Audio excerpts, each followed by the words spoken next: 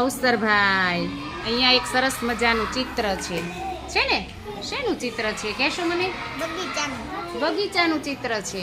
ચાલો, એમાં તમારી જેવા નાના નાના બાળકો રમત રમે છે ને? કઈ કઈ રમત રમે છે મને કહેશો?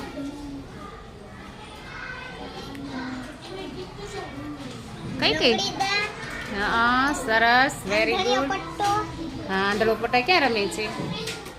હા, વેરી ગુડ. આંખે પાટો બાંધેલો છે, સરસ.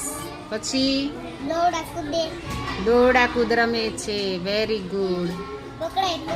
પકડામ પકડી રમે છે. હા, પછી